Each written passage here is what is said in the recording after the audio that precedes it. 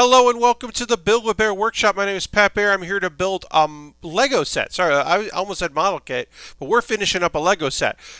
Will we start a model kit once this is done? Possibly. I don't know. This might take the whole stream. It might not. I'm going to throw the Bear Cave, the Lego, the site, the moat in the chat. If you're currently a subscriber, you can throw that back. If you're not a subscriber, you can just say hi. I'm going to do the old applause here. Also, thank you to Mr. Bob for subscribing 35 months in a row, 35-month streak. That's so lovely. Thank you so much. Hi, Aristofan. Hey, Beats, what's up? Also, Mr. Bob, of course, thank you so much for renewing your subscription. Speaking of subscriptions, I mentioned it yesterday how I was kind of dreading today, and I stand by that dread because it showed up, and oh boy. So I was dreading today because today is the 1 month since my birthday, June 23rd. So now I've been 40 for a month, but that really means is that a bunch of gift subs just ended, and I dropped like a bunch of subs, and like I knew it was coming, but and a few more will drop because it happened throughout the stream. So a month later, it'll start to trickle out. But because we streamed at 8 o'clock, if I remember correctly, on my birthday, so now it is just starting to come in the last hour. So throughout the night, I'll lose a few more, and it's okay because I don't expect people that were gifted subs to, put their money down or use their Twitch Prime coin. I certainly don't expect that. I appreciate it if it happens, but I'm under no illusions that people who are gifted subs are always going to convert. If they are, that's great. I have converted in the past. I also only support 3 streamers, which is probably, I wish I could do more, but that's not financially viable for me right now. So I do use my Twitch Prime coin, and I have 2 people that I'm ride or die for, and that's kind of what things are. This is a Thursday night stream, so I'm hoping a few more folks decide to join us tonight for what is a very cute build. I mean, look at this. Look at these. Look at these stickers. We're going to build an ice cream bar friend on the top of an ice cream truck. We've got our friend on a skateboard here. You can have hair, or you can have the helmet, which is nice. He's got his money ready and his ice cream already. That's his change. We got our attendant in the stripes. Very lovely. And also, there's a doggo. There's just a doggo. Somebody asked me why it has the little thing in the top there, and I assumed that this is from another set, in which case it had clothes. That's my assumption. I don't know for sure. But anyway, we've got that. We'll get a few things that are fun about this kit, and we're going to keep working on it tonight. And I'm excited to work on that. I do have a model kit ready to go for a future build. Hi, Jam. Welcome, welcome. So I have my setup. My backlog, y'all, it's not much. Gonna have to make a couple purchases. I'm waiting for some money to come in for a job that I've been doing. Really, really easy customer support. I have 1 gig right now that is freelance, and it's just like filling in the blanks. And so I'm like, okay, pay me so I can buy model kits and pay off a thing. But mostly the model kits, and I want to purchase a few model kits. I do have one coming in August, but it ships August 4th, so that's not going to help me. Mr. Bob says, hey, Pat, you're streaming on a 24 logical core Ryzen 9. Hell yeah, Mr. Bob. Folks that may know, Mr. Bob was working on building his computer while I was streaming, which is cool, and that's a fun build log. Some people build, they paint their models, or they construct stuff, or they work on their own Lego sets while I build, and that's always cool. But Mr. Bob took it a step further by building a computer while I streamed, which is cool. And Meaty says, hey, Pat, have you ever built any 40K kits? So, outside of the video game Space Marine, I know nothing about 40K. So I have not worked on any kits, any of the mech stuff from that, or the spaceships or anything like that. I've never painted any of the figures. I'm as I said, I played Space Marine, so like I have like an idea of what some of like the Space Marines deals are. Also, I did have cheats on for that. I used Cheat Engine in that game, so it was very easy to play. But that is the closest I've ever come to any involvement really with Space Marine stuff. I would love to learn a little bit more. I would say, as we said, I'm not really a painter, but I'd like to take a look see if I could. Um, one before we get to building, one cute anecdote I will share with you is last night after my Hearthstone stream, we raided Xandra, who made the emotes and is lovely. And Xandra, she was like, "What are you building?" And I was like, "Oh, I'm working on this ice cream truck." And she was like, "Oh, I gotta build the Lego set I have laying around." And then today, I was in a friend's chat, Kate, who we've raided plenty of times before, Kate Stark, and she asked what I've been building lately, and I said, "Well, the thing I'm working on right now is this ice cream truck, Lego ice cream truck." And she's like, "Hey, should I build Lego on stream?" And her chat was just like, "Yes." Yeah, because she's a variety streamer. We're gonna retweet and then we'll go to the overhead. But yeah, she's a variety streamer, so like she's certainly had plenty of time to to do a bunch of different things, and their audience goes along for the ride. And so she's looking at space stuff because she's really into space stuff, and looking at like Amazon UK. Awesome. Yeah, I got into Warhammer like a year ago, and it's been so much fun. Awesome. Yeah, I mean, like that's the thing, right? So I got into Gundam because a friend of mine was like, "Hey, they're replaying the first episode of Gundam Wing. You should watch it and then start watching Gundam Wing." And I was like, "Okay." And I was like, "Oh," because I'd watch Robotech, Transformers. I'd watch robot stuff. But Wing was a whole damn thing that I got real into pretty quickly. And then it was like, oh, I want to watch other Gundam stuff. And I watched like the original stuff and started getting fan subs of things because, I had to watch the one episode of G Gundam that they didn't air in the States, and I had to watch Gundam X because that was the sequel to Gundam Wing. No, it wasn't, but it was the show that came out after. And finding other Gundam stuff to check out. But I was so into Wing that like I bought one of those like action figures that feels kind of like plastic and kind of like rubber. I bought one of those for the desk side. And then I was at this anime import store, which I would later work at, and they were like, if you want to build a model kit, the high grades are great. And I was like, I just remember having a lot of trouble with glue kits when I was a kid. And they're like, no, it's snapped together. And I was like, oh, I could do that. And I used kitchen scissors because I didn't have tools to do anything with. And I used a butter knife to pry things apart when I fucked up. And I built a high grade Decite Hell Decite Hell high grade. And I was like, I'm feeling pretty good about this shit. What else could I build? What's a master grade? What's a perfect grade? Why does this have no grade? 1/100 scale. I've only been building in 1/44 scale. And that was kind of the beginning of me giving all this a shot. I want to say the sticker, Mind That Child, it's great because it's not like children at play. It's like, hey, watch your kid. Keep an eye on your damn kid. This is an ice cream truck. It's like the harshest language ever in a Lego set. Mind that child. I kind of love that. I don't know why this instruction book. So if you missed it on Monday, we started this book.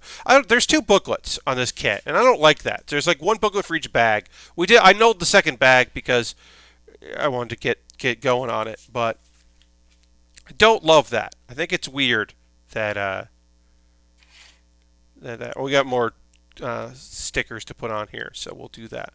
But yeah, I love the idea of more people being like, "Oh yeah, Lego," because I love it. People tweet at me about stuff like, "Hey, I'm starting out. Where should I start out with stuff? How should I do these things?" Sometimes people who I don't particularly know too well will just kind of talk to out loud about it, and I could offer some advice. But sometimes people do ask me, like, hey, what's a thing that I should be building? Hey, what are cool Lego sets? And I could be like, well, the modern Star Wars stuff is incredible. The Marvel stuff is okay to good. Batman stuff is great in the DC lines.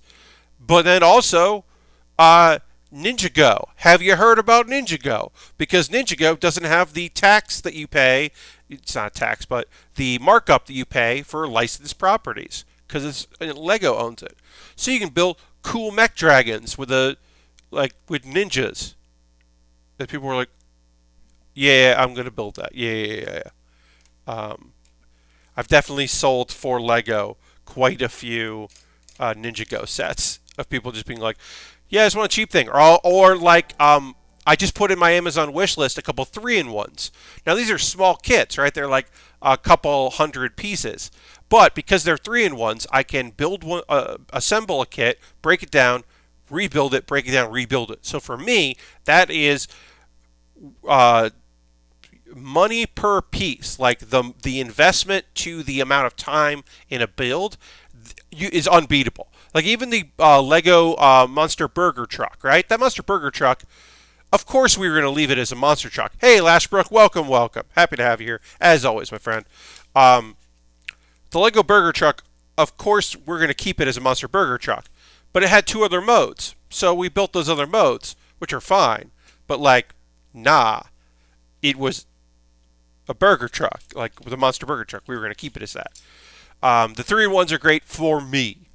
But overall, answering questions about model kits, people asking where to start. And as always, folks, you got questions. I sometimes have answers. So feel free to ask me a question about a kit that I've been working on, or something that you saw that you're like, hey, I saw this, like, I'm not really sure. This. Oh, there we go. One Sweet Chuck just subscribed with Twitch Prime. Thank you so much. Let's throw the applause in there. If you're a subscriber, let's throw the Baer Cave, the Lego, and the site, the moat in the chat.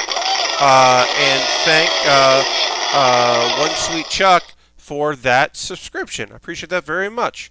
Thank you. As I said, I am a month away from a bunch of gifted subs going out because of my birthday, and that means that when I set up the stream, I was just like, oh, that's a lot less than yesterday. It's not a lot, but it is. So, I appreciate that. Honestly, honest to God, the hope is that we are over 40. If we are over 40 subscribers a month, it means my payout for the next month comes through because of usually bits and coins pushing us over there. It means I'll get a payout. If it's under 40, it's less likely that I'll get a payout that month, which it can add up and be bad. A friend of mine said he was bored and looking at gift ideas and asked me the largest scale Gundam kit. I, of course, took the opportunity to link that cup noodle kit. Yeah, that is a big kit. There and weird. Gross. I gotta figure this out, folks. That's back. Okay, it looks like it's working again. For a little while there, photos weren't showing up in my Twitter, and so I was like, okay, what extension that I'm using does Twitter not like right now? Because it's always a Chrome extension, but it seems to have fixed itself, so it might have been some other issue that wasn't an extension. But usually that's what it is. Usually it's like one of my downloaders isn't. They're not liking it because I have I have a Chrome extension that is an image downloader for saving photos that otherwise you don't have to go into source code to find and blah blah, or saving images at places that sometimes places don't want you to save images and you want to, and I'm not gonna talk about any more than that. To say you want it. Dirty, welcome. Good evening to you. Welcome to the stream. Did I put this on the wrong side? I did. Luckily, so this sticker I put on the wrong side. Oh boy, I fixed it. Don't even have to remove the decal. we just fixed it like that, because that's just the menu. It's just the menus for this ice cream truck. But yeah, that happens every now and again where I'm like, okay, what do I need here? Is it a extension I was using for Twitter? Is it an extension I'm using for some other thing? Is it this thing that tells me on certain websites, like color codes some things? That's a good indication. What's going on? What is this? Okay, so we put this here. So this obviously isn't necessarily part of the vehicle here.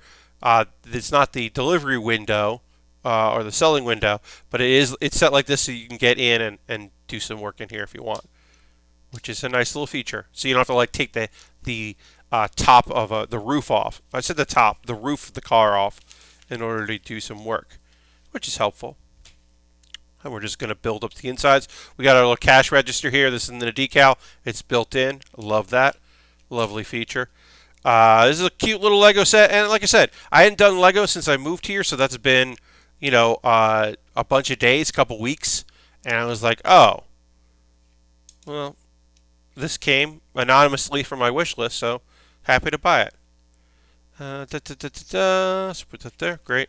Lots of little decals. As I said, only 200 pieces, so not the most expensive, or not the most expensive kit, not the most like work. This isn't like big project kit. We'll be done with it pretty fast. Oh, that's the money. The money. This kid. We gotta take the money from this kid because the money is change. There's the $100 bill. Buying a lot of ice cream, or being a real jerk and trying to pay for ice cream with a big old bill. That's pretty jerky right there. Okay, so that goes there. Just one little step, sure. Alright, and then two of these. I will say this. This kit is probably the least amount of black Lego pieces I've used in a very long time. Because, we do a lot of Star Wars stuff. We do some Ninjago stuff. Marvel and DC stuff.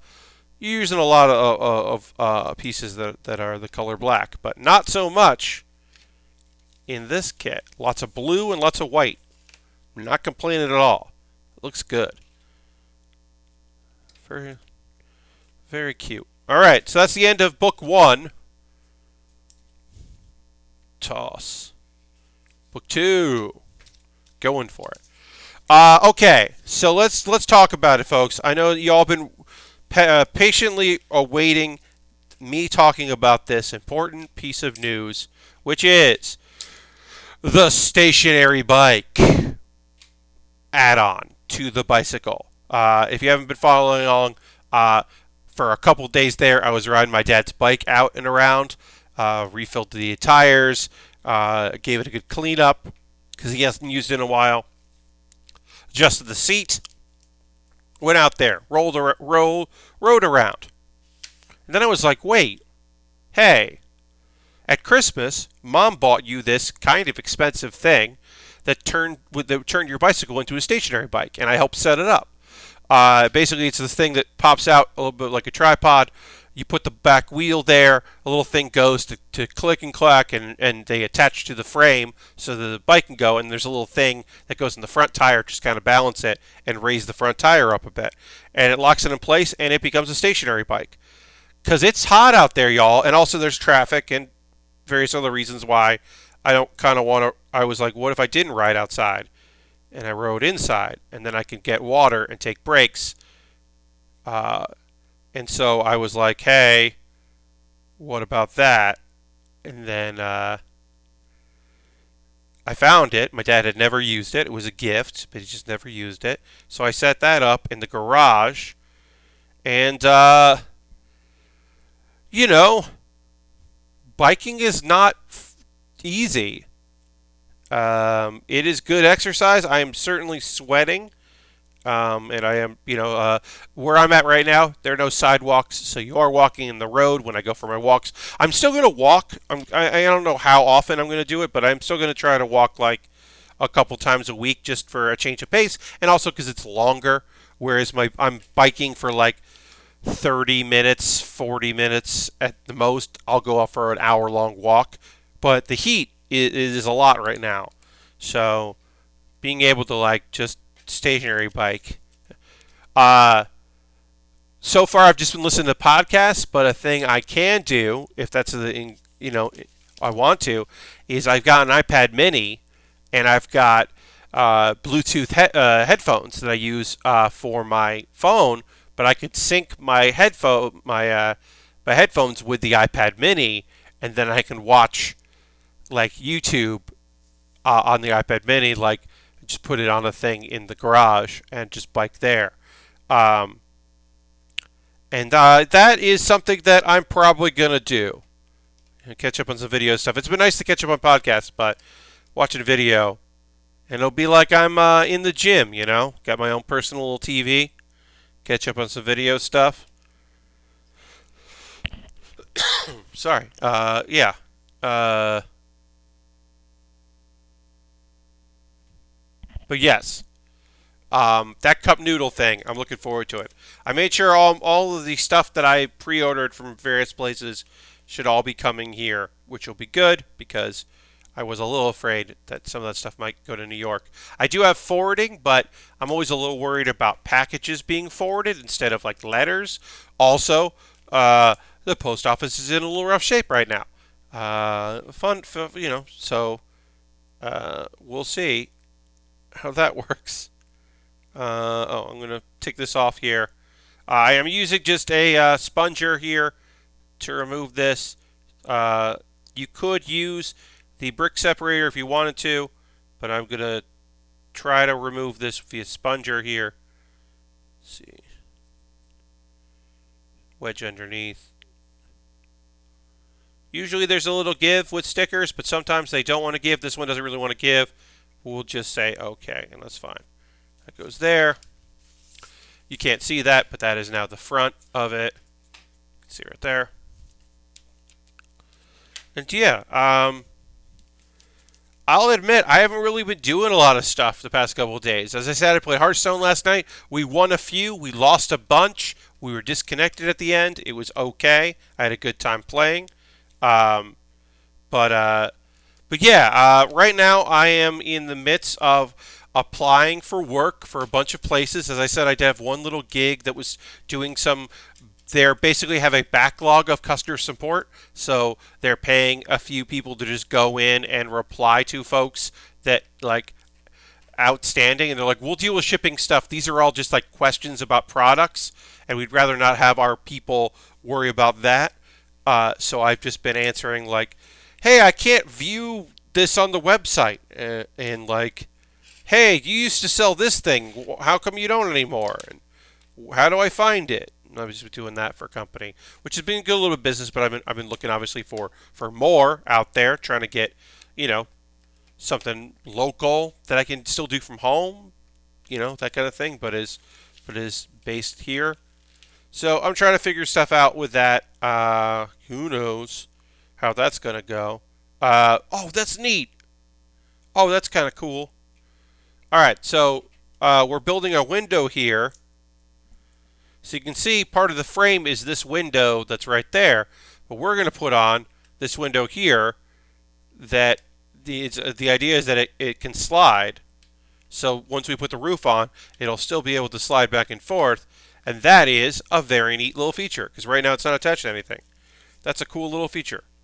Oh, that's neat. Yeah, and then we'll take the roof thing here and it goes on like that. Yeah, that's cool. That's really neat. You can see that there. It's open. You can stick your finger in, and then it's closed. That's a very cool little feature. I like that a lot.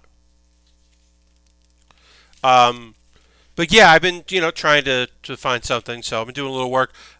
Finally got around to submitting my PAX panel for PAX. I only submitted one panel for PAX online because most of the stuff that I like to do, I think really needs an audience. There's one panel that I can do that I think works fine, but even like without an audience, like I'm not going to do improvised postmortem on Zoom. I just don't think that that's a good way to do it. I think that like being physically in each other's faces is the only way to do that panel. So I don't want to do it otherwise. Uh, so that's kind of like where I'm at with that. Like that's just kind of how I feel about that. So I did submit one panel. Of course, I did have somebody who agreed to be on the panel drop out of it, and it's like, actually, I kind of don't want to do this, which I was like, okay. So, but I'll get somebody else because we're going to record it in August and it'll go up in September. That's right. I'm going to pre-record a panel. That seems weird and nonsensical, but that's what we're going to do because that's the best way to do it. Because if it's a panel that doesn't need to be in front of a live audience, then things can't go wrong. Or when they do go wrong, you can fix them in post. Like edit a panel, be like, hey, could you take out this part of the panel? Be like, yeah, I don't know. Is that legal? Lastbrook? I guess it is. Pre-record panels, the wave of the future, my friend. But also so much easier for them, right? Because then they don't have to like host you or like they don't have to have somebody hosting the panel for you to be a part of. Any of that stuff, you just record it and they put it up there. Can you edit it in a laugh track? Those posers ask. Please add star swipes in post editing. Mr. Bob, I definitely want to add some kind of edit. I want to add because I want to record something before the panel of like an intro. Be like, hey, welcome to this thing. Thanks so much. Blah blah blah. And then I want to go into the whole spiel.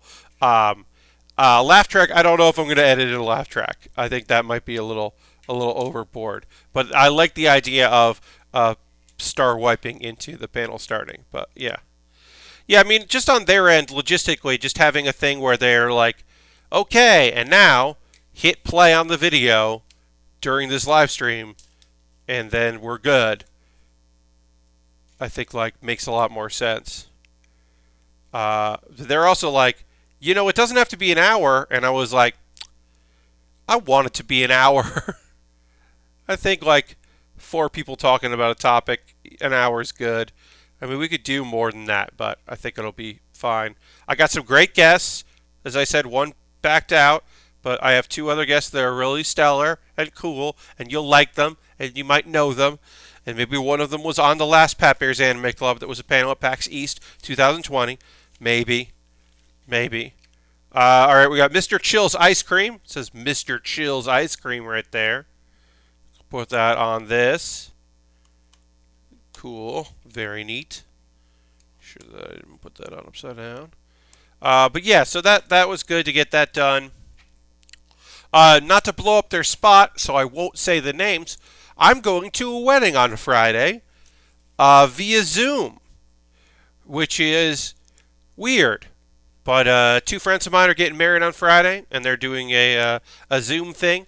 There'll be the people milling about and talking to each other in the Zoom for a bit, and then they'll make it presentation only or whatever, so that people can't talk. And then they're gonna get married, and then there's gonna be a reception hangout. And I'm very excited about it. Again, not to blow up their spot, but they did send an email out. They did not use blind carbon copy. They did not BCC everybody, and no one has replied. And that is I think only because this is a wedding email. If this was anything else, somebody would have gone hey, this isn't BCC. But they didn't BCC, and then they replied with oh, we forgot to say this one thing. And I was like, come on. They call me Mr. Chill was a great 70s action flick. Indeed. Call me Mr. Chill. With its wonderful tagline, this movie will cool you out. Alright, so we gotta do this. We gotta find this piece here. We gotta find this piece here. There. Great. This is we got to build a hot dog.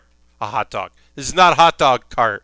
This is an ice cream cart. We got to build our ice cream person here. We got to build Mr. Chill. We got to build Mr. Chill. So let's get going on that. I do like that we're putting this basically all together, and one of the last steps I think is going to be putting the wheels on, which is pretty fun. But they are making me wait to put the ice cream person together, and that is annoying. I just want to put this ice cream person on. But yeah, I'm going to a wedding, and that's weird. It's also that one of those things where like I I wouldn't be invited to this wedding if it was happening in the place they live. Like they wouldn't uh, they wouldn't invite me because they know that I wouldn't be able to travel to where they are. But two, they probably had like family and then very close friends and old friends and all that other stuff. And then like I'd be one of those people like I've gotten invited like second tier to weddings before where like a bunch of people couldn't go and it was like local and so people were like, "Hey Pat, short notice, but if you want to come to the wedding, we've got room at this table." Um, and I have, both said no and also yes. One time someone asked me to go to a wedding last minute. And it was Martha's Vineyard. And it was like 2 days notice. And I was like, and it was my boss. So I wanted to say yes, but also I was working extra shifts so that my coworkers could go to the wedding. And I was like, well, I'm people's covers. And he was like, oh, yeah, thanks. And I was like, cool, okay. Seemed like a lovely wedding. I would have liked to have been invited the first time. But yeah, digital wedding means that I can now take part, and that's very lovely. I got a dress shirt. I picked out. I'm gonna find a tie tomorrow. I brought a couple ties. I'm gonna pick out the right one. Just to dress up a little bit. I'm gonna be just here, but I feel like, well, I'm going to a wedding. I might as well look presentable.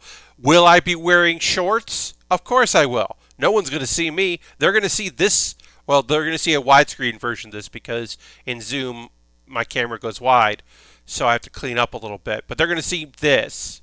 They're not going to see so they're not going to see me wearing shorts. But I'll class it up a little bit if I can. All right, so we'll put the steering wheel in down here, and then build up our engine. So in the second hour, we're a ways away from that. We will talk about anime. I have 3 anime shows to talk to you about. I did not watch. Martha's Vineyard seems like very restrictive location for a destination wedding. Yeah, I mean it was a thing of like, so these were New Yorkers, and so they were like trying not to do a New York wedding, which, I mean, Martha's Vineyard is so expensive, but you can figure some stuff out. But like a New York City wedding is like ridiculous. So. Like, I could have gotten a ride. I had friends who had cars or had rented vehicles to go up there. So I could have figured out a ride, but I was just like, I just don't have the funds for this. Or the time, really. I might have figured out the funds, but the time was bad. What was I saying? Yeah, so we'll talk about anime in the next hour. I did not watch any of the Xbox thing today. Just didn't.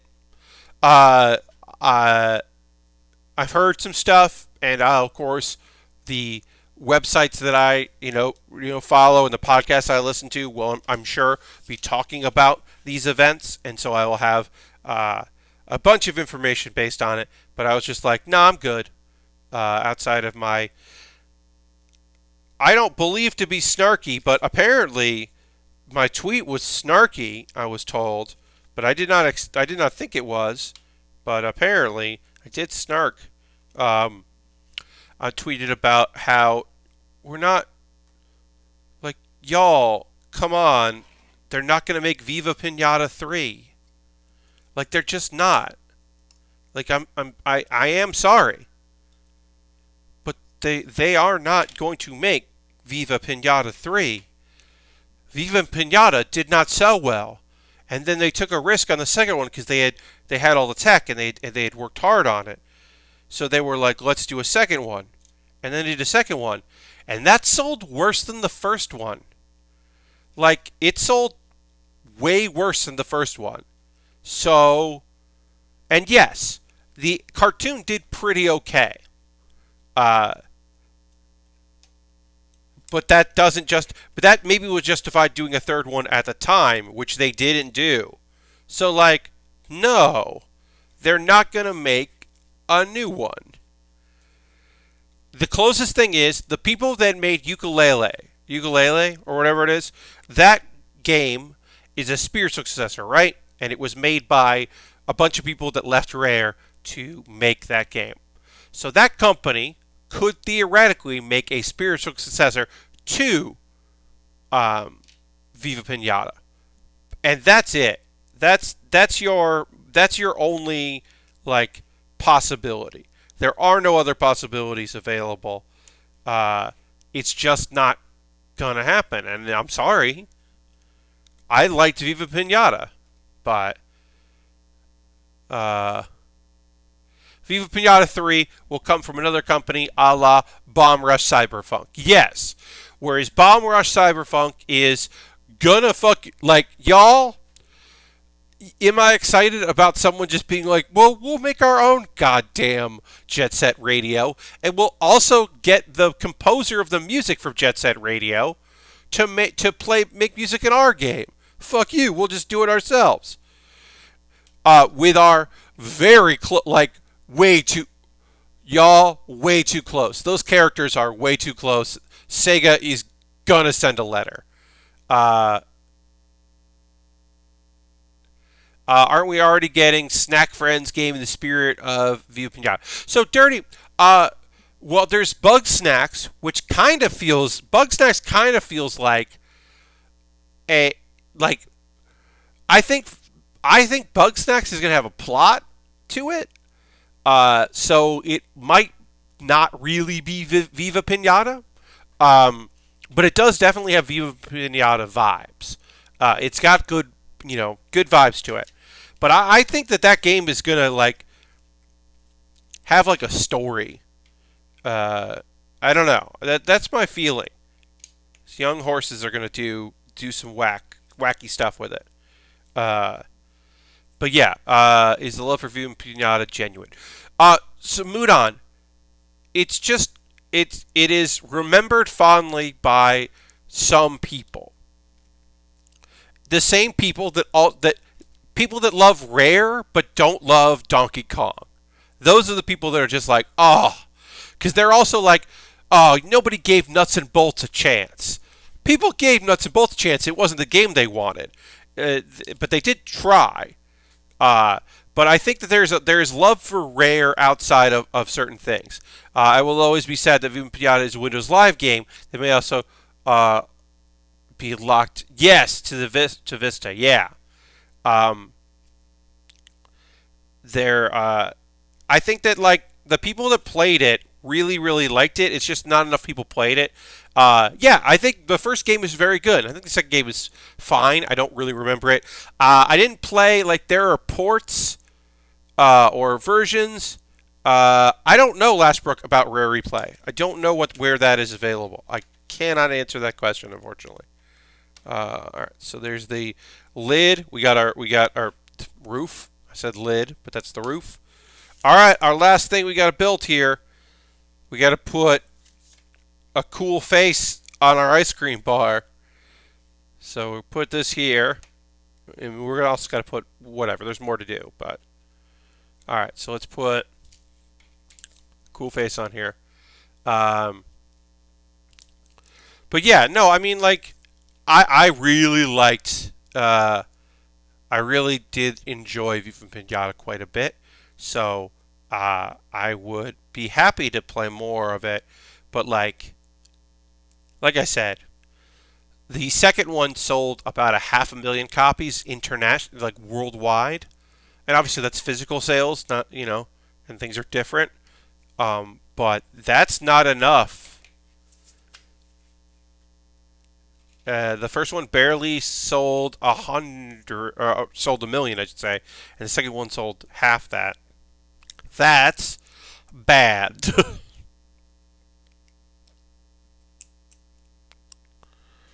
All right. And as I said, I don't know how well um, the DVD sales were. But yeah, that second game was not great. Yeah. Yes, you're totally right, Mr. Bob. I'm just saying it doesn't account for any digital sales because I don't think that that was really important thing. But that was me looking up because I wanted to back up my tweet because I said like the reason you're not getting another one is because hey John Robert, how's it going tonight? It's going good, buddy. We started about 45 minutes ago working on this Lego ice cream truck. One cool feature is that this panel here opens up so you can sell ice cream, which is nice. We're working on the base here for our ice cream face, which is gonna be fun. But yeah, no, I mean my tweet about Viva Pinata was just that like nobody bought it and nobody bought the sequel, so you're not gonna get a third one. They're not gonna.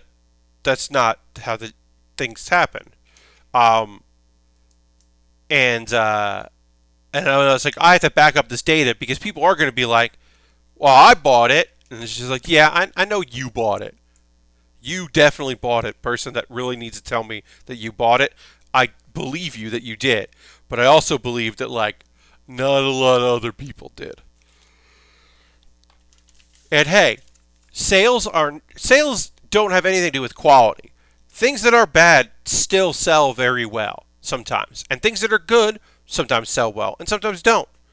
Um, but I think Viva Pinata would have been an incredible streaming game if that had been the vibe of the world. I think that like in the same way that Ooblets and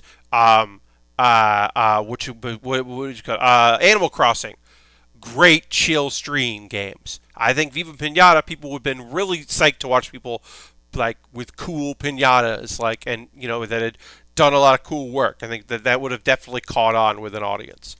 Uh, it's kind of like Chair making Shadow Complex and selling millions more of iPad games. Yeah, I should say I've never played Shadow Complex. One would assume that I would because I do like games of that genre. But it is it Shadow Complex exists in a world that was a creative world that was created in part by Orson Scott Card, and Orson Scott Card does not get my money. He never ever will again. He got me to buy two books. He got me to buy two books, one book twice. So he got me to book three books, physical books, and that's the only money he'll ever get from me for the rest of my life. Uh, Viva Pinata did have those weird, sad moments where your favorite pinata dies. That would make some good stream clips. Yes, in the same way that Nuzlocke runs have that kind of vibe where people are just like, oh, oh no, no, no, no, no, no, no, no, no. All right, let's put some tires on some vehicles here. It's time to put on the tires. And we'll see if there's anything else that we need to build. But yeah, I think View Pinata would be a great streaming game now, and that people would be super into it if it came out now. But as I said, I do not believe in a future where that is just gonna happen. We're gonna see that. This roof doesn't really want to stay on here. Kind of forcing it on. That's not cool. I would say structurally this is not the most like well put together Lego set I've ever built. I like it as a kit, but I think that like it's not super up my alley. I mostly bought this one because it was I didn't buy this. I put it on my wish list, and someone bought it off my wish list. But I put it on my wish list mostly because of this person right here, because this thing just rules. Just our friend here. It was super colorful, cheerful game in a world of angry round shooters. Totally, yeah. That was just fun. All right, we got one less thing to build here, which I think is our front signage. Yeah, because we have one sticker left. So we got to build the front signage for that. That goes on blue and white. So we'll put that together. And then we'll work on a model kit. We're back to model kits, our high grades. I got 2 more high grades left to build in my backlog. Hint, hint, nudge, nudge. I got to allocate some money to it, and I know I will, but I'll talk about it on my wish list later. Speaking of which, put some Lego sets in there. But we'll talk about that later. But yeah, my backlog is a little low right now. And part of that was because I wasn't buying a bunch of kits specifically because I was, I was moving, and there were things that I didn't want to get a bunch of things and then have to transport them. So give me them super colorful games. I want my TV to vomit rainbows. Hell yeah, Mr. Bob. I totally feel you on that. I do like some colorful, fun games, especially if they're, actually a little sad while it happens. Oh, yeah. As I said, wedding tomorrow. Going to a digital wedding because they don't want to wait, which is neat. Boop, boop, boop. I also getting a ride to the CVS tomorrow to buy my mom a card because I was like, I just want to use the cash that's in my pocket that I'm not using for anything, and also go for a ride and go get stuff because I haven't done that in a couple days. Not having a license in a city where you can't, or an area where you can't, literally there's nothing for me to walk to. Like there's nothing within reasonable walking distance from where I'm at. You would have to drive or get more comfortable on my bike, I guess. But even then, it would take a very long time to bike anywhere that I need to bike. So, all that's left is to drive illegally or get my license again. And I have not brought up the possibility to my parents that, like, hey, what if I just illegally drove one of your cars? I haven't brought that up because I don't think that's going to fly. I'll just drive without a license in an area I'm not familiar with. That I don't feel like that's going to work out. So yeah. All right, we're going to get this front here of the vehicle on. I'm going to put this license plate on. Oh, fucked it up. Looks good. Okay, it's a little crooked, but that's fine. Then here, there.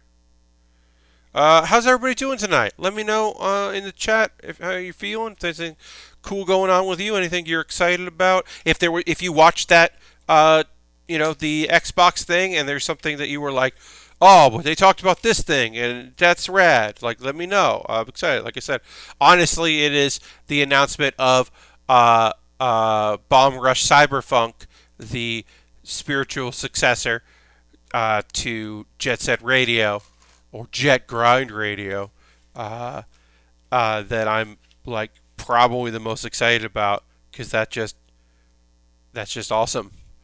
I did want to point out. Look at these cool neon popsicles. Harold is now hosting the stream. Thank you, Harold. Appreciate it as always, my friend. Thanks for the hosting. All right, so we're gonna put these in here.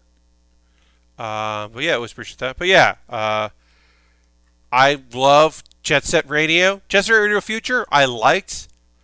And yeah, the idea of like another company just being like, we're just gonna make this. Muno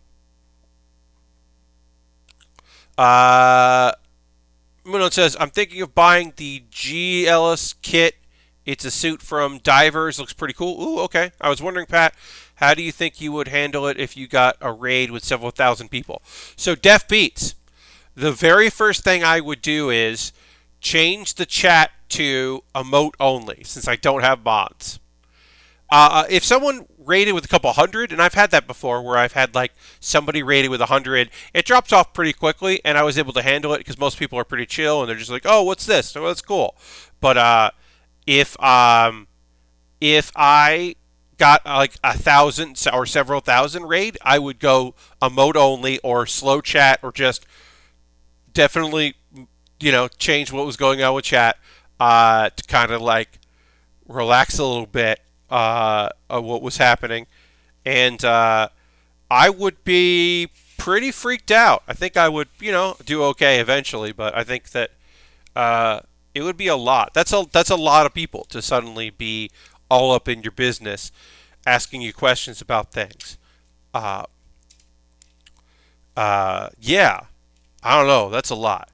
I'm always trying to prep myself a little bit for that. Like, occasionally I'll do things and I'll invite some people, and basically I've always said, like, okay, well, if these people ever said yes to doing one of my streams, then I need to, like, put mods in place because that's going to be a thing. But, I watch the big streamer who ends all his streams by rating a small channel, and it's always something different. Yeah, I mean, this big streamer. Yeah, I mean, that's like a huge thing. Some people are not prepared for it. I would say that when I got rated by like 100-something people on my birthday, the nice thing about that was we were playing Jackbox games, so I wasn't really engaging too much with chat. So I was able to, when my numbers went from like 40 to like 160, I was like, cool, cool, cool. We're playing Jackbox. Laugh along at home, everybody. And so that was nice to have. But I got to take a photo of this because this is done. We'll put our person here in this. Pop them in. I still have no plans to get a Series X. Yeah, I think that like that is same. I'm not in the market for a console. If I was going to get a console at some point down the road, it would be a Switch because there's a Pokemon game that I haven't played, y'all. A Pokemon game came out. Sword and Shield. I haven't played Sword and Shield because I don't own a Switch. Like that's like I'm disappointed that Playground Games is working on Fable and not a new Forza Horizon. Yeah, I can see that. But like eventually I'll get a Switch. My roommate had one, and so I played some stuff on his Switch, and that's how I played like Odyssey, and Smash Brothers, and like so I played some stuff on that. But that I don't live with that guy anymore, so I don't have access to that. But the PC stuff seems pretty good, yeah, and Game Pass seems like a no-brainer. Oh yeah, you got the Shin Megami Tensei Nocturne, two Pokemon games. Well, yes. Also, Let's Go Pikachu and Let's Go Eevee. Harold, you're right. I was thinking of more like the quote-unquote main games because a lot of the side stuff I haven't really played, especially like Mystery Dungeon stuff, although that is more Let's Go Pikachu, which is obviously more like a Pokemon Go but on a console. So, but I get your point. Oh yeah, the console are so much easier for screenshots and video clips. Yeah, that is neat. GQ11's coming to Game Pass in December. Still an announcement. Yeah. But yeah, I mean, like, I'm always excited about like some new stuff coming in. And I honestly, I get excited for people being excited. That has been kind of my traditional thing. So like, even if I'm not super into it, give me a PC share button. Yeah, it's called print screen, but not always. And they got rid of the snipper tool, so now you gotta go to Windows Shift S, which doesn't always work in what you're playing often, because if you hit the Windows key in a game, sometimes that is a bad call. Check my messages here. Okay. Very funny. I'll just let you know there is a former basketball player who's going to fight Mike Tyson named Roy Jones Jr. And the comedian Roy Woods Jr. tweeted out, read this too fast and thought I had to fight Mike Tyson right quick. I love that so much. That I love. First of all, Roy Roy Woods Jr. Roy Wood Jr. I should say. Roy Wood Jr. is a fantastic, very funny stand-up. But I love the idea that he's just like, oh no, I'm gonna have to fight a guy. I don't want to fight Mike Tyson. It's very funny to be like, what? I did what? I said what? All right, so Lego set. Cool. Ice cream truck. Great. We finished our ice cream truck. I have an NVIDIA graphics card. I could hit Alt-Z to bring up a menu to record the last 5 minutes. So that's fun. That's a cool little thing. And Harold says Ooblets is pretty good. Yeah, I've seen. I've watched some people stream Ooblets and liked what I've seen. I don't know. Like it looks pretty cool and pretty neat. I have no problem with made-up languages, which is some people dislike. We are going to take a pause for the cause in just a moment. I want to thank everybody who's watching the stream, folks that just joined us. We are going to work on the Impulse Gundam Lancier. We're going to say Lancer, even if it is Lancier. We're going to say Lancer. This is the Impulse Gundam Lancer. It is another Gundam build fighters kit. This came out in 2018, so it is based on the Impulse Gundam. There's another one of these that you can mix and match parts with. The dance battles. Yeah, the card base. I like that it's dance battles and not like, animals fighting one another. That we settle our disputes with dance battles is fun, and I like that. I think that's neat. All right, so we're gonna put that there because it's gonna go easy. We put that there. We're just getting set up because we're gonna take a pause for the cause, but we'll go. I just want to point out I really love this sticker treatment. You can hopefully see it there. So there's a sticker that's just the chest piece there is green, and the whole section is green, and there's two that are blue, and I just really like that. I don't know why you don't see that more often. I just think that's a very neat addition. I just like the NVIDIA Experience software, but I'm gonna have to break. Yeah, I don't. NVIDIA Experience isn't great. It's not a great thing, especially you have to be logged in, and I would for a long time would always forget my login, and finally I just emailed it to myself, which is I would not recommend people do. Please don't email passwords to yourself. But I just couldn't remember what my password was, and I think one time they screwed up, not me. Pretty sure. But yeah, this has got a really cool, pretty color. I love this color of this kit. I think it looks so sharp, especially contrasted with the white. Password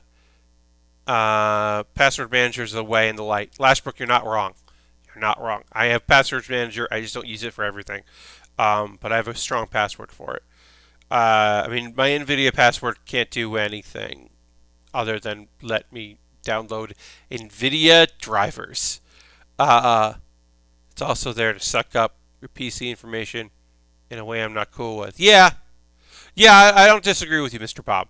But yeah, this is a lovely color. As you know, I do like the knights. I lean heavily into the knight element of kit. Also, a thing this kit does is it transforms into two pieces, and I love that. You know I love that nonsense.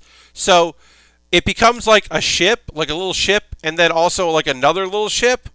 It breaks apart, but that also means that if you buy the other kit, you can do the top and bottom of it. You can mix and match armor pieces, but then also mix and match weapons. But you can also split them apart, which is that's goofy. I might have to get the other kit that pairs with this, the Impulse Gundam Arc. So I might have to get the Arc and exchange them, mode change them, because that's some goof that I really like. I'm here for that goof. So actually, let me look to see if more fun color kits. Build shows a graphic. Yeah, a build show is just so great because it is true that to me it's a show about kids that are building mobile suits based on the shows they grew up with, or just they like Gunpla, and they're making their own. So of course they'd be vibrant and interesting because they're made, like fans are putting it together. So let's see if Impulse Arc shows up. Impulse Arc Gundam. Okay. Searching for that. This is the one I need. Great. All right. The high grade. Yeah, it's got a big gun. I am going to add this to my wish list, which we'll be talking about in just a moment or two, because it's almost time for the pause for the cause. So I'll definitely talk about this cool little kit in that, because that'll be fun. So let me go get my Nightbot commands up. My Nightbot. Working on my Nightbot. Nightbot commands. Great. I don't think that I don't like the MMORVR series as there less interaction with the adults in the Gunpla obsessed world. Yeah, okay. I hear you, Mr. Bob. I just love the creativity. I think the creativity is off the charts in this show, and it leads to some very fun, cool kits. Like, as I said, the Death Scythe, but with spider arms. You know I'm into it. Hey, hi. Okay, great. We did it. I clicked the wrong thing. Welcome to the Build with Baer workshop. We're taking a pause for the cause. If you're new to the channel, what does this pause for the cause mean? Well, it means we're taking a couple minutes where I'm going to talk about a couple ways you can support the channel if you'd like to. You're under no obligation to do so. If you're new and you're just like, what about working on this model kit? I will get to this model kit. Don't you worry. But I'm just going to talk about ways you can support the channel. First and foremost, if you're currently a subscriber, hey, let's throw the Baer Cave the Lego. If you're a tier 2, you can throw the Scythe in. Just let the people know this is I got some cool emotes. You have access to those emotes, and I appreciate that. Thank you very much for being a subscriber. You can gift subs if you want to be top of the leaderboard right now. If you gifted 3 subs, you will be number 1 on the gift. Bits and coins also appreciated. If you have Twitch Prime, because you have your Amazon Prime link with your Twitch, you get a token which you can use once a month. So you can do that, or do the cash money route, and then just like charge you in a bunch of days. That's another way to support the stream, if you're so inclined. You are, of course, under no obligation to do those things. I appreciate that if you'd be interested in doing it. Gifting subs, renewing, bits and coins, all that just goes to making it easier for me to get that payout every month, which goes into buying my Twitch stuff, goes into buying kits and equipment. So I do appreciate it if that's something you can do and you feel like you're able to. I appreciate it, and thank you very much. I also have a Patreon. So I'm going to go through these quickly. We'll get back to building soon, but I'm just going to go through ways you can support the channel. This is the pause for the cause. Another way, as I said, is I have a Patreon. There's $1 tier, $3 tier, $5 tier, and $10 tier. If $5, you're like, I'd like to give a little more, get a little bit more back. That's what Patreon does. If you're like, I can't do $5, but I do $1 or $3, that's what's great about Patreon. You have different tiers. There are different rewards for those tiers. Consider getting on board with that. Also, if you're like, well, once in a while, I'll give you like a couple bucks to like buy a model kit or like a Coke or a coffee or whatever. Well, I've got a couple ways you can do that. You can do coffee and Streamlabs and PayPal. If you donate to my Streamlabs, it shows up on stream. So if you don't want that notification to come in, don't use Streamlabs. But you could use coffee or Ko-Fi or whatever you want to call, or you could use PayPal. Those are other ways to support the channel and what I do here. And anything I make through donations, through PayPal, through my Patreon, through Twitch. Next time I get a payout from YouTube, which is a ways away, that all goes to me buying kits and equipment. So you keep the machine running.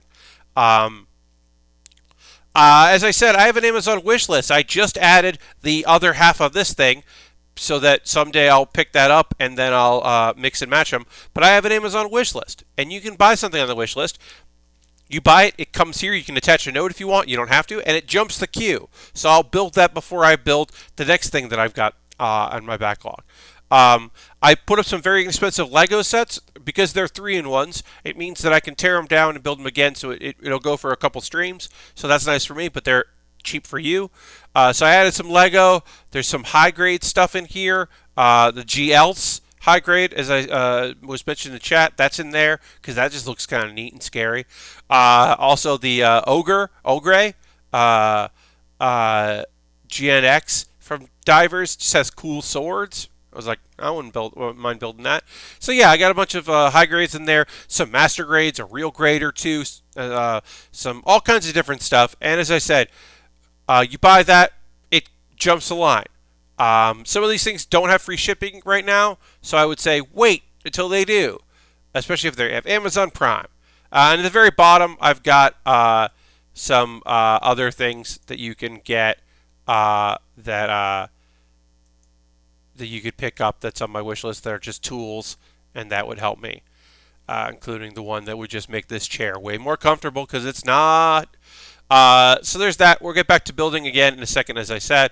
A couple more quick things that I want to shout out.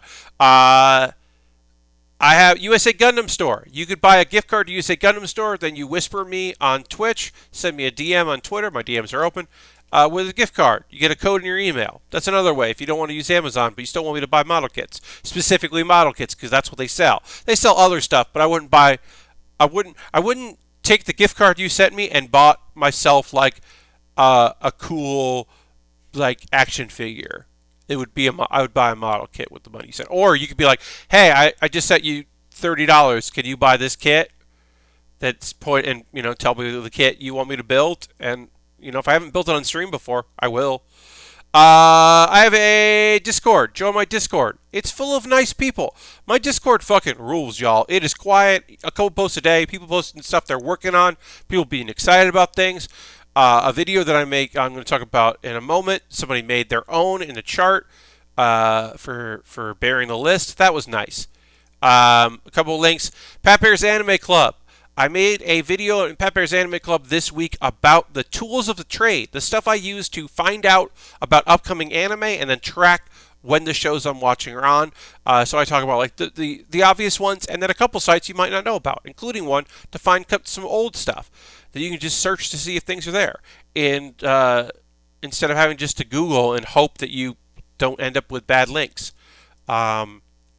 And then Baering the List is my ongoing series where I rank things. The one I put up yesterday is about sandwiches. It was from the Encyclopedia of Sandwiches, and it was like a long ass video, but it was a good video.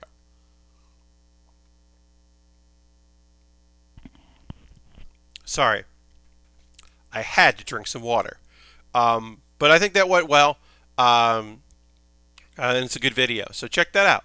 We're going to get back to building in just a moment. We're going to start a new kit here.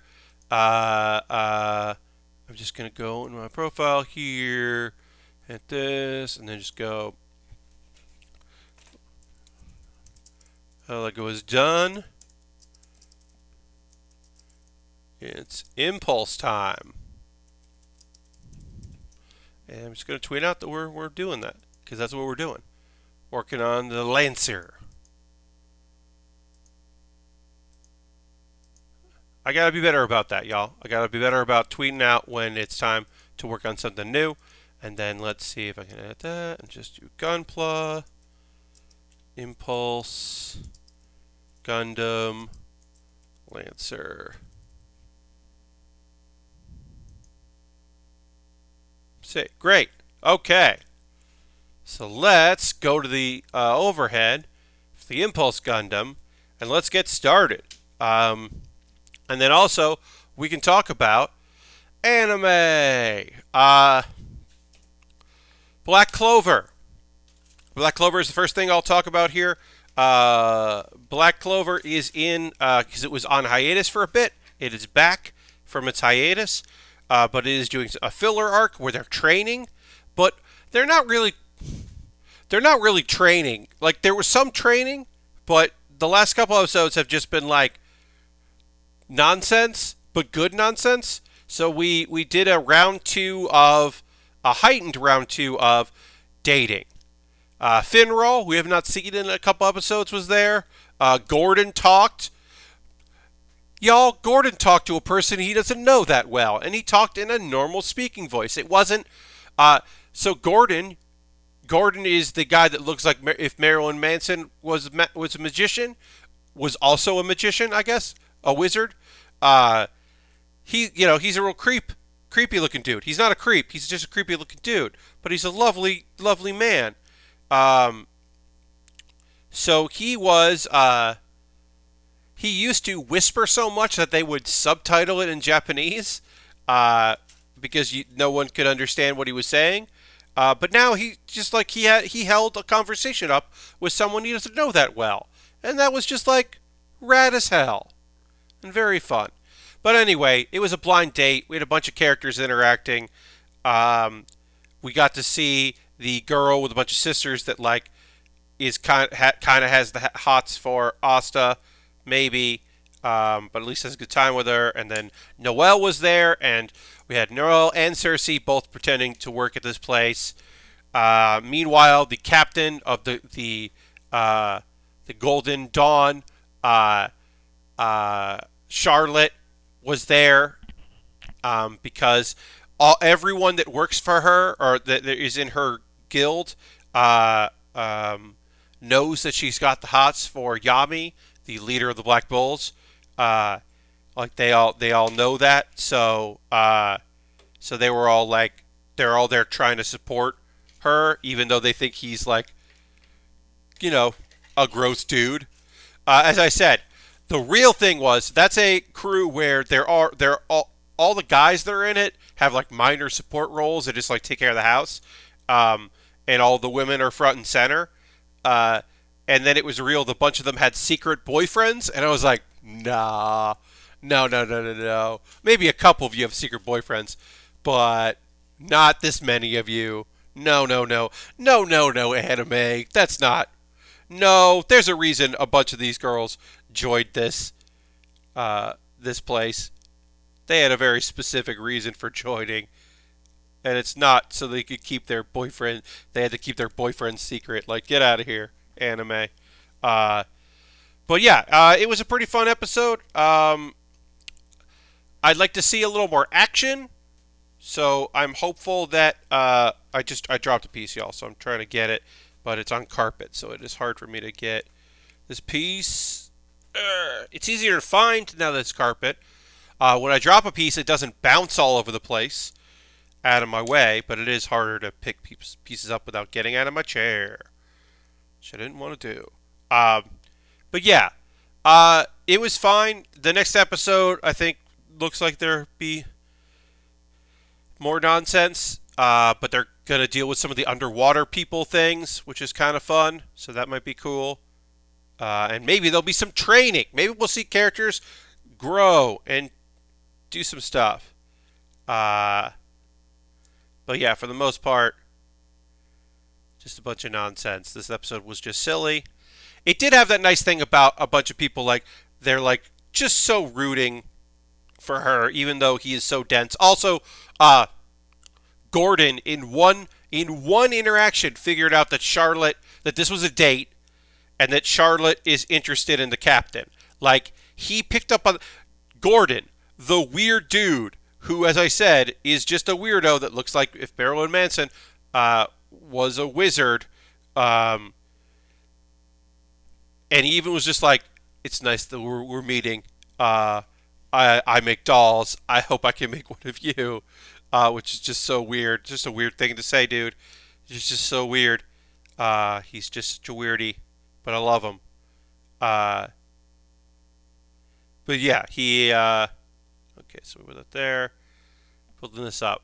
Even he was like, hey, I know what's happening right now. I get what's going on here. This is a date. So I appreciate that Gordon picked up on these not-so-subtle cues. But he did not.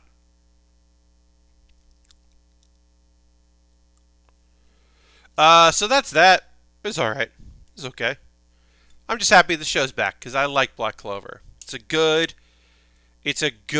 show. And considering that that and One Piece is pretty good right now, so that's nice to have. It's just nice to have a good shonen because like I think Fire Force isn't great right now, and I'm kind of not as into Fire Force season 2 as I was season 1 because I kind of see where season 2's going, and like maybe I'll learn to like the new or enjoy the new antagonist, but I bet I don't. So I don't know. So I'm not super into that. So it's nice to have a shonen that I'm like, hell yeah. Although I guess Boruto's, they're talking about the next arc in Boruto is starting up, and that's going to be like a war, basically, with the Moon people. So that might be interesting. I just started reading Haikyuu since the manga ended, and it turns out people are right. This is pretty good. I mean, last book, as a non-sports anime fan, I say that I don't like sports anime. Uh, and generally, I don't like the I'm very good at this, and I'm going to rally a team around me kind of thing. And it's not that, and it is. Kristen's here. Hi, Kristen. Haikyuu was so good. Yeah. Um, but like it turns out, I like good sports anime. If it's good, I'll definitely check it out. And it's really good. Way more technical than I expected. Yes. Um, yeah, last book, the manga particularly. I haven't read the manga, but I've definitely been told that there is a lot of very technical stuff in that. And even the anime like talks about technique and mostly it's just that just how damn excited a bunch of them are. Like they're uh but timeline was in shambles. Everyone was crying. Yeah. Um there's just like so much heart in the show, but I love all like it's a reoccurring bit that characters will just communicate by just being like, I like how you whoosh and how you go wow, and you're doing and like they don't have the words, but they have the excitement, and they're just like communicate, just like nonsense conversations about how cool the other person is and the kind of moves they do, and it's just so fun that that's like a recurring thing. Uh, it's just like cool dudes who are like there's a whole thing of like this libero is talking to the other libero about how like your team trusts you and you're really good, and the guy's like, that was scary. That dude was so intense about it, and he's like, yeah, you might be rivals now, and he's like, oh no, oh he's so intense. I just love that how like psyched so many of them are to be competing and to do stuff, and it's great. I love how Hina just like has a Sharon gun. Yes. Yeah, he basically like has like well he just like sees what people are doing, and if it's I just like that he's like even when he sometimes he while he's like losing in training and stuff like that, he's like you think that you're going to be like ha ha ha, but instead he's just like that's very cool. That's so good. So last book he's like yeah, he's a little bit of like he is a savant. Like he's definitely not to me it's Kageyama who is like the prince of the court and the ultimate setter. I love that he's also bad at school because that's so atypical, right? Usually the two main characters in your show, the constant rivals who work together, Hinata, you would expect him to be like not book smart, not smart ever, just kind of like he's just going through adapting things that he's learning and like a quick study and like naturally talented. And then like the worst thing you can do is show Luffy a new thing.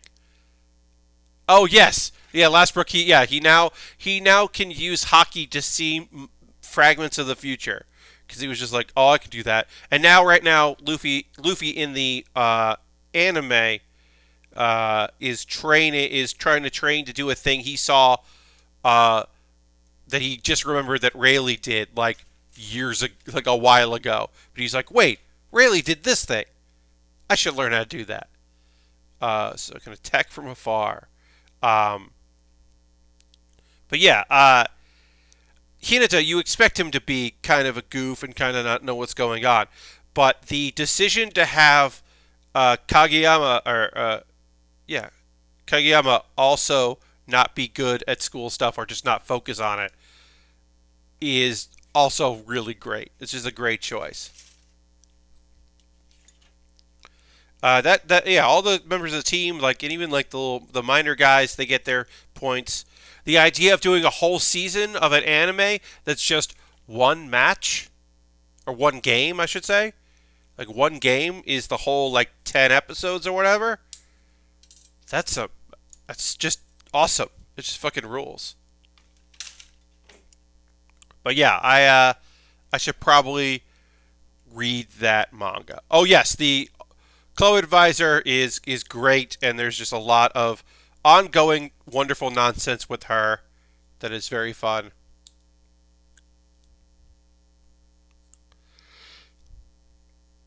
She's awesome. The obviously the unveiling of the banner and her saying like "do your best" is oh the not the Chloe Advisor. Oh yeah, the teacher is great.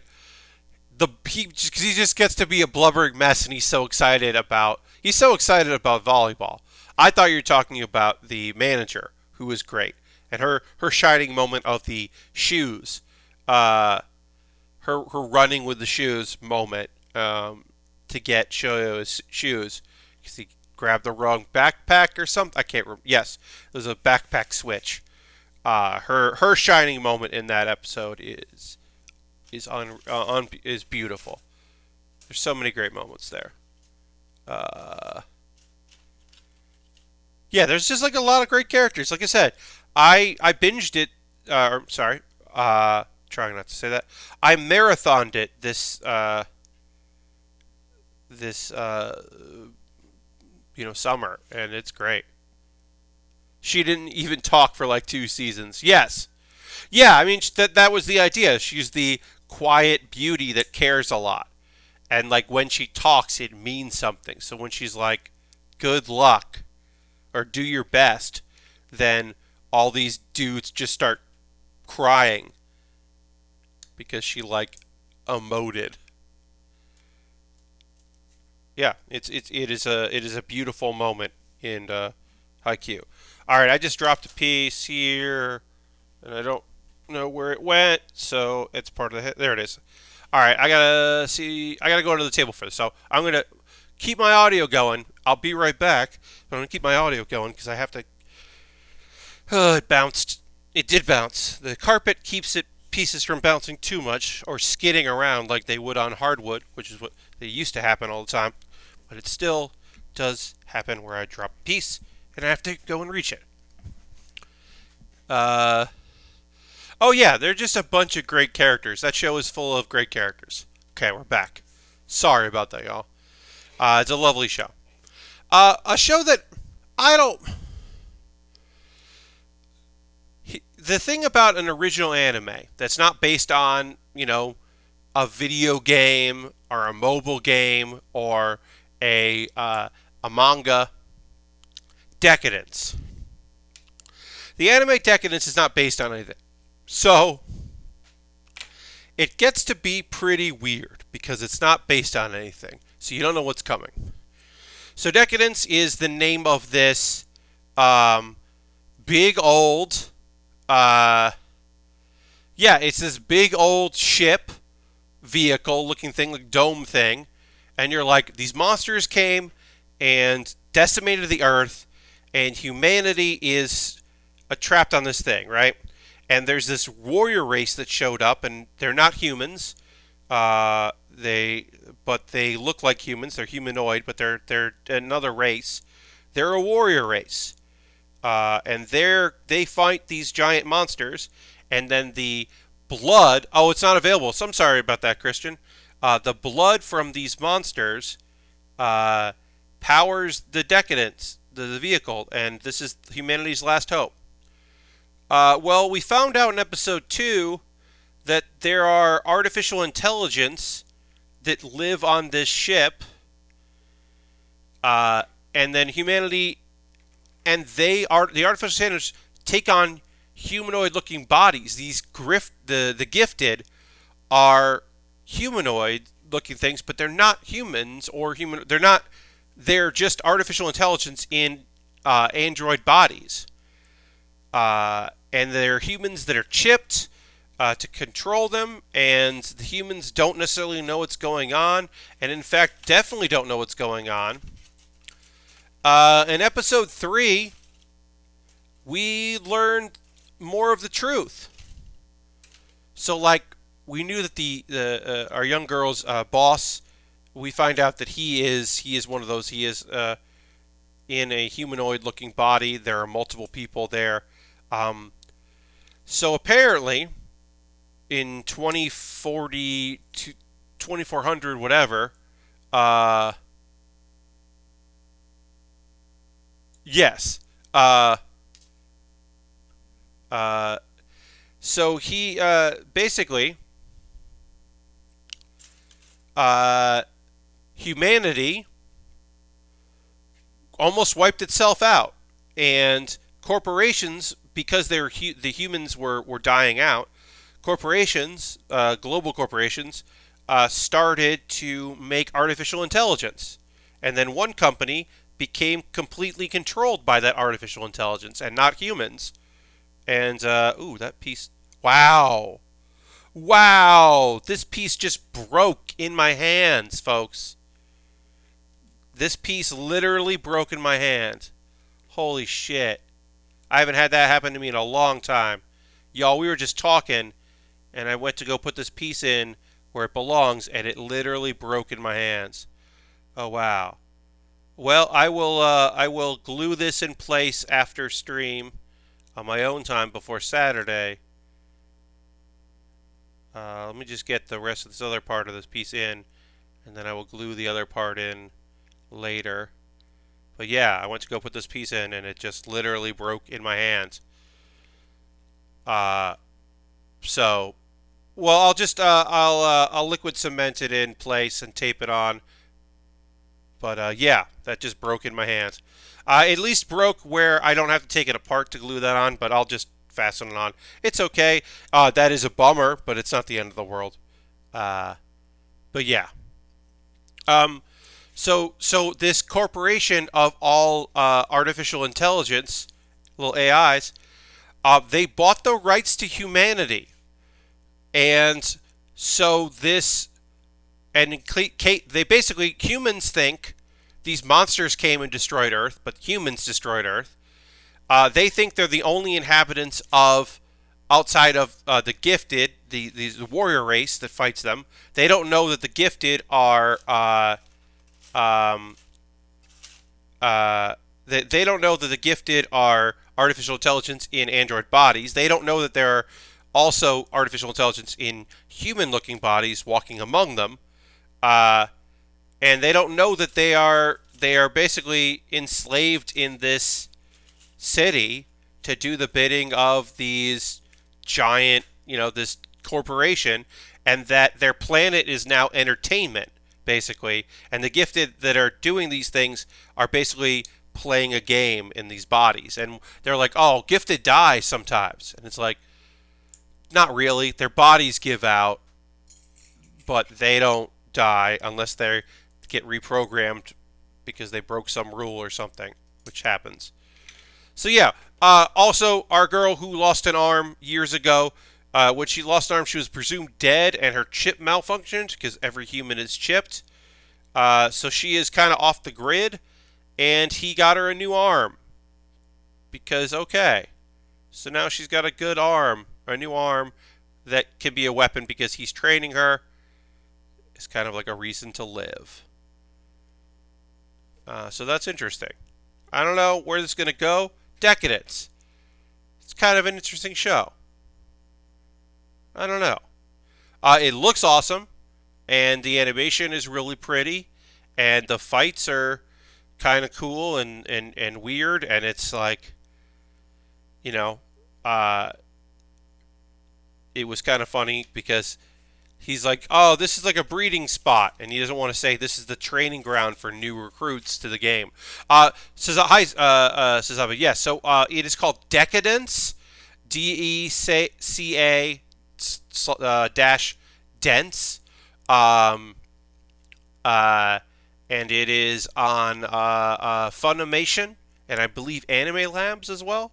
But definitely the Funimation is where I'm watching. Um, and it is pretty cool. It's definitely interesting. Yeah, it's as I said, as a unique, as an original anime, it's got some charm to it. I'm definitely excited about more of it. Yeah, like I like the idea that like I thought this was gonna be like a girl like unlocking her potential, and it is, but there's also this whole like hidden world she knows nothing about, and that's I don't know, pretty interesting.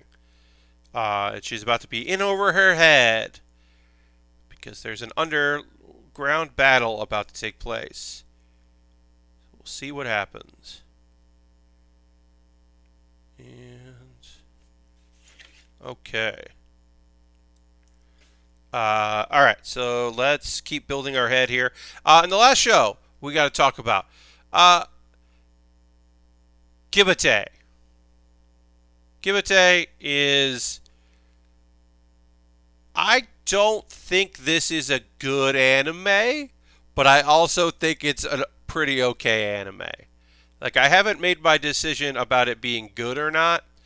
Uh, there's a disease. It's wiped out most of humanity. It turns humanity into big monsters. That sucks.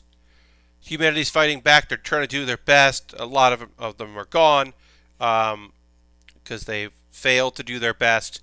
And then also, a samurai and a ninja show up from the past. They were being exiled from the mainland. And then instead, a weird storm happened, and they woke up in the future. And, well, I hate to say this, y'all.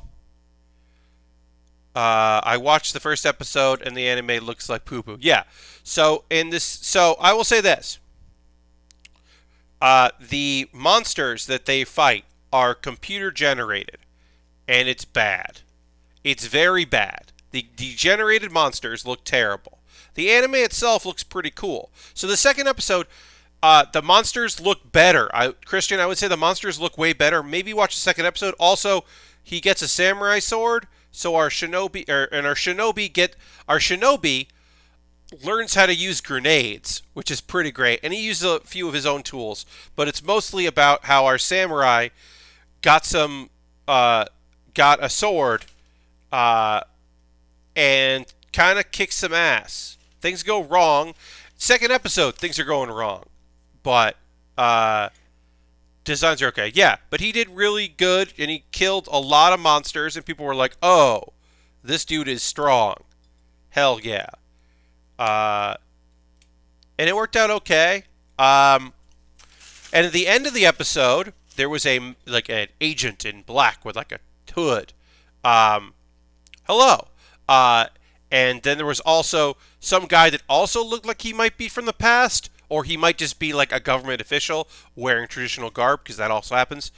And I don't know why we saw those guys, but one of those guys was like, let's go to the country and let's leave this place. And I don't know why we saw that. And I don't know what that had to do with anything, but it was all right. And yeah. So these monsters look like some sci-fi original B-movie monsters. Yes. Yeah, they look bad. The monsters in GIBIATE they don't look good, and they're CG, so they stand out against the everything else in the show. And it's not but also they're teasing me with GIBIATE. Yeah, GIBIATE. It's spelled GIBATE. Sorry, GIBIATE. So it's not GIBATE. It's GIBIATE. GIBIATE. I don't know. It's on Crunchyroll. They promised me other characters. There's a new character showing up. I assume they're also from the past. There look like a couple cool characters going to be coming in there, like a monk fighting dude and some kind of cool lady. And I was like, all right, well, I'll stick around to see that. Also, I really like the main character. Uh, the name is already lame. Yeah, the main character who kind of introduces them to the world, who's a young lady. Her name is Kathleen, and I just think that's a fun name for the main character of this anime to be named Kathleen. That's all it is. So I am a little bummed that I'm going to have to put some liquid cement on this and kind of fix this. That this broke, which sucks. And it's also not in a spot where I can just like, by putting this part on, it will lock it in place. It's like, no, that's just in a bad spot. So that sucks. But yeah. Yeah, I'm saying, man, they don't look good. They look bad. You were saying earlier the great anime, let's see, is HD remaster of G Gundam. Yeah, I don't know. Sci-fi monsters. Yeah, yeah. It's just that. So I would say the second episode, the monsters are better because there's a bunch of them, and so they're scattered about, and so it does look better in the second episode. But it doesn't look much better. Why can't I connect this together here? Sorry, y'all. This head is not coming together well. Even besides the part where I messed up a piece here.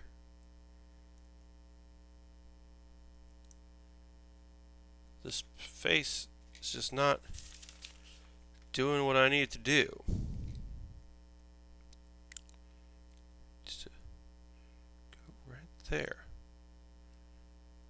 Needs to go right there. And it's not. Did I miss a step? Sometimes I miss a step. Let's look at here. We combine those two pieces. We put that piece in there. That's just the bottom thing. Then the face goes on. The face went on. Did I put the face on? Too low. Let's pull the face off. Let's do a face off.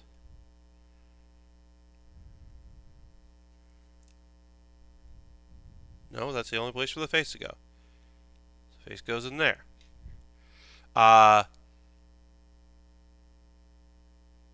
yeah. No, I've seen some of those sci-fi original movies. I know what you mean. But yeah, really, it's just that I'm very excited for. I believe it's next Tuesday. We will have the next episode of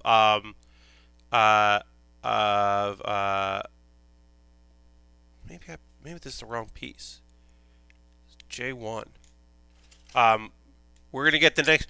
Sorry, we're gonna get the next episode of no, that's J1 of Diary of Her Days of Breakwater, which will be a Tuesday episode. And I'm very excited about seeing that because I missed that show. It went away during the break that a lot of shows took, and that's coming back. And I'm excited because that's a really good show. Yeah, folks, I just can't get this face to go on the way I need it to.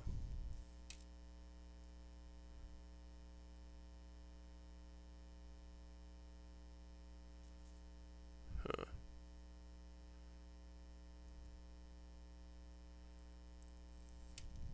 Alright, so do you know about the upcoming Fairy Tail game for some of the Dynasty Warriors? Oh, okay. No, I didn't know about that. That could be fun. I mean, there are a lot of just like, especially in the last big war, with Zereth's army, there are a lot of just goons, so a lot of people you could fight, and always just bandits and random people. So I could see that being a Dynasty Warrior spin-off where you're just doing big devastating moves to take on a large group of people. I could see that working. Alright, so I apologize, folks. I'm having some issues here with this, getting this head together, even beyond the like me fucking it up part. So maybe the eyes are on upside down. So we'll put them on this way.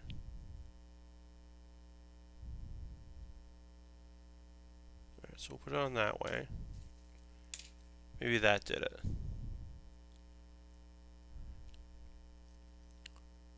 Of course, every dinosaur we're going to... Yeah.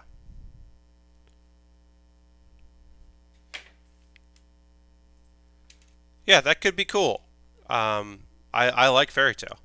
But yeah, I'm excited for some of the shows that that I've been waiting to see return. Because we already got on Friday we got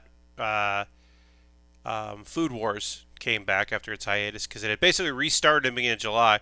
The one I haven't heard anything about uh, Gallon Dino. Now, half of that show is live action, so I could see that being a troublesome thing to come back. All right, we got it. I had the eyes on upside down. It's a very small piece. I had it on upside down. Head didn't want to go on, and then this piece did break off, so we will have to. I will have to. Basically, I'm going to have to put some liquid cement on here, and then just hold it in place and try to fuse it together on my off hours. I think I saw it's coming back in October. Oh, so they just postponed it to the fall season. That makes sense since they do have to do so much live action stuff. That would make a lot of sense if that's the case. Um, Food Wars is just guilty pleasure. Yeah, yeah, Sazabi. Like, here's the thing: if Megumi wasn't such a great character, because she's one of my favorite minor characters in any show, if she didn't kick so much ass, then that show, I definitely would have a bigger problem with that show than I do. But she's so great that it makes me like, I'm like, oh, is she going to this blue competition? All right, I guess I'm more interested than I was previously. Okay, I guess I'll give it more time, more of my attention, because it's okay. But for the most part, like that show is such like oh god, fast forward 30 seconds. Oh, they're freaking out about the food. I can't with this.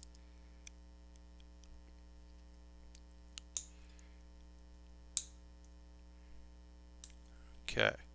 But yeah, I mean, Food Wars is whatever. Speaking of anime stuff, my next bonus stream, which will be next Wednesday. So I often play games, but I don't always play games. Sometimes I do other things. And this Wednesday, I'm going to be doing my summer anime kind of thoughts. So I'm going to be talking about the shows I'm watching because by that point, I'll have been able to watch the third episode of basically everything, and some things will come back by then. So I'll be able to talk about the things that came back. And it just feels like a good time to be able to talk about the shows I'm watching and what I'm interested in, and I'll talk about some of my favorite shows from the year because I think that's cool as well. And it'll probably be like an hour and change, and answer questions about that kind of stuff. But like I'll just talk about the shows that I'm super into. I'll make like a PowerPoint or whatever of some of those shows, and we'll just talk about them. Um, do you have the Impulse Gundam arc with this as well? No, Sasabi, I don't. I just put that on my Amazon wish list because I saw that not only can you use some of the weapons interchangeably, but you can also mix and match the halves of this kit. So I put that on my wish list because I don't have it right now, but I would like to build that in the future and then, mix and match because that would be neat. But yeah, I don't have that right now. I have this and I have the Diligent high grade, and that's my backlog right now until I pick up some more stuff, or I do have a pre-order in on Amazon, but it's not shipping till August 4th for a Pokemon model kit. I have a pre-order for that. I pre-ordered that, so I'm excited about that coming out. But yeah, my backlog is real light right now. But I did see that, and that is cool, and I will eventually have to get that. But yeah, I literally just put it on my wish list. Yeah, if you got anything, anybody wants to chat about, if there's anything going on, anything you're excited about. My next stream will be on Saturday. We got a couple minutes left on the stream, but not a whole lot, as we kind of figure out how to build this arm here. We're working on our arm. Okay, now the PS5 has killed it off for me permanently. Uh, I am no longer a potential customer. Okay. Okay. That happens. Sorry. Uh, I can't believe it's going to be August soon. Yes. Yes, folks. It's going to be August very soon. So, uh, that's coming, and just yeah, we got to accept that. That is our reality that we are living in. It's almost August. I've been here for a while. The PS5 will be compatible with PS4 games, both digitally and physically. Of the top 100 games, most will be compatible. Well, I mean, Sazabi, that'll most likely be. Uh, I mean, that makes sense, right? Because it's on the developers to make that compatibility work, right? So if your game wasn't popular, why would you spend the money to have people that did buy it be able to use it on the new system if you could maybe sell it to them again? Uh, so yeah, so it's like of the top 100 games. Yeah, so the games that are in the top 200, that studio is not obliged to do the work. Now, if it's a Sony branded company, if it's a first party or a second party, maybe, uh, certain maybe they would. But like, yeah, if you're Sega, why would you make Sonic Mania playable on PS5 when you can in 2 years sell it again for the PS5? I also Sonic Mania could be in the top 100 selling PS4 games. I don't know. Uh, but I don't know. Like, uh, I mean, the main thing is, folks, uh, they want you to buy a PS5, and they want you to buy games that come out for the PS5. Uh, yeah, I mean, they Sony doesn't want you to play your old stuff. They want you to buy it again. They're a business. They undercut and pay. They lose money on systems for a very long time. They want you to buy new. They don't want you to transfer ownership of a PS4 game and make it a PS5 game. They want you to buy a PS5 version of the previous. So, yeah. Update to clarify the stance on backwards compatibility for PlayStation 5, saying the upcoming console will support an overwhelming majority of their 4,000 plus performers. But yeah.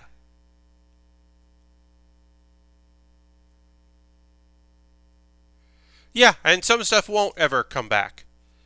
And then because what they will say is, well, that's why you have your PS4 in your closet, and you're like, I don't have that. Let me play it on the new Fun Machine.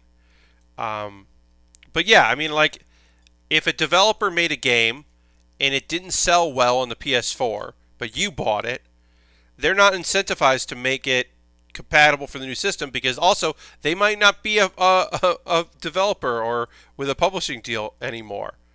Or they are working on other things and they're not working on their old games to make them compatible with the new thing. Uh, Held off PS4. Yeah, no, that Sony isn't interested in that. They're, I mean, they're doing more than they ever did before. This is more than what they're used to, more than what they're used to giving you. But the PS3 is the icon of what a console should be. I mean, Sazabi, that's just the PS3. It was just cheap to put a PS2 in it, and then the software. Yes, it had the PS3 at launch. They put a PS2 in every PS3. They can't do that anymore. They could put a PS2 in DVD players. I mean, they had a DVD player, but they could put it in whatever. It was financially easy for them because they had so many to just put a PS2 in there, and so they did. Now they can't do that anymore. They can't put a PS2 or they can't put a PS4 inside their PS5. It's just not feasible. And it was software emulation for the One, which they had done a lot of work on, and they could do, especially because they had the PS2 architecture in there. But that's it. That's the end. The PS4 wasn't gonna be the PS3. The PS5 isn't gonna be the PS3. That's not their style. It sounds like, yeah, there's going to be some PS4 games now you can play, and some of them will be eventual, and some of them will be like works best on a PlayStation 4, or whatever. But yeah, it's like, I don't know. I don't know what to tell you. It's just not a thing that Sony wants to do. So yeah, not in their game plan. The fact they do anything is, as I said, surprising. The fact that they're like, well, we're gonna do these things, and you're like, oh, huh, how unlike you. Okay, so did I do this wrong? Yes, I did this wrong. I did this wrong, y'all. I put this together wrong. Glad I caught it now. I'm definitely having some trouble with this kit. I don't know if it's the kit or if it's me. It's probably me. I am definitely having a little bit of trouble with this one.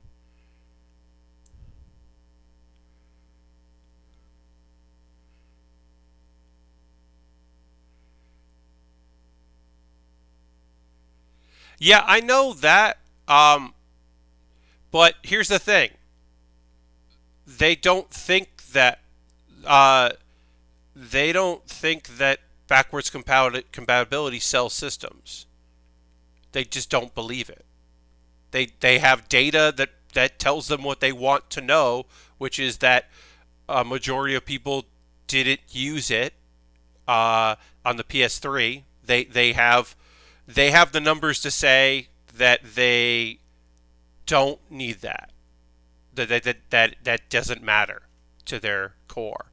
And even if it clearly does to some people, also they are banking on, especially in 2020, they're banking on people who just want the new big thing to buy it.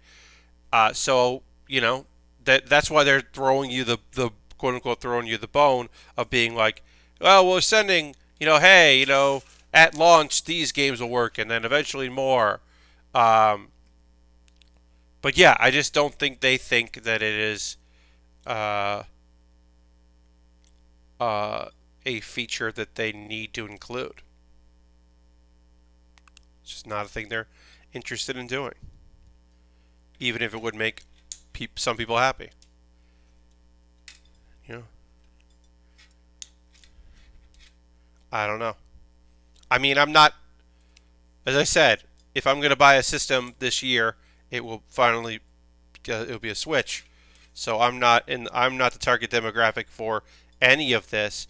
I'm the target demographic for like Game Pass on PC, because my PC can still handle a lot of games. Eventually, my PC will not be able to handle a bunch of next gen stuff that is ported to the PC. I know that I'm a ticking clock with my.